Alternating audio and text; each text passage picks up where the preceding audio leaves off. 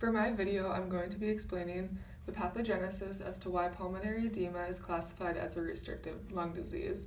So to start, I want to go over restrictive lung disease and look at all the components of it.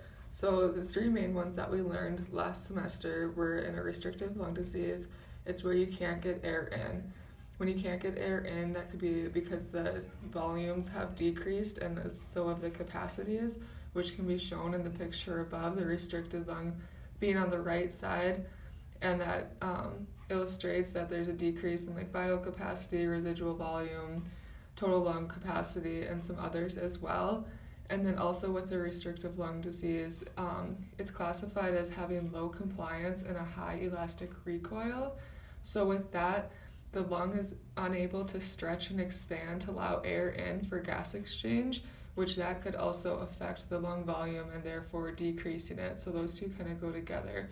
And to think of a low compliance, think of a really thick balloon. It's going to be hard to blow that balloon up and expand the walls of the balloon to get the air in.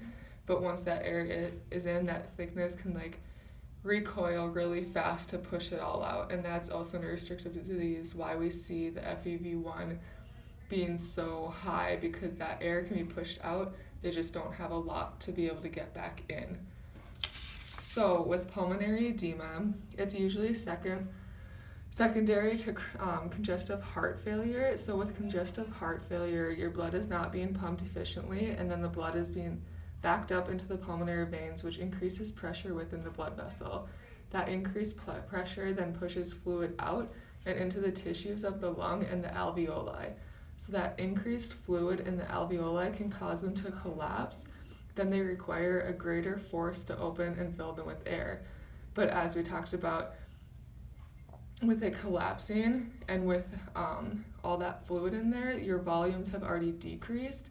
So you're not able to bring that much air in anyways, so it's even harder to bring in that forceful amount of air to fill up those alveoli, which have already been preoccupied with extra fluids, so it's going to be like it's unable to take that air in so that you can create an adequate amount of space for gas exchange or even to like allow that to happen. So as this picture illustrates, we have a lung and the part, the bronchiole and going all the way to the alveoli, and in that picture on the left where it's blown up, the alveoli should be air filled, but we have fluid filled by the black and blue pen, and so there's less space for that air to get in, thus like classifying it as a restrictive lung disease, because there's not enough room for that air to come in, not enough room for it to stretch with air, and therefore being restrictive.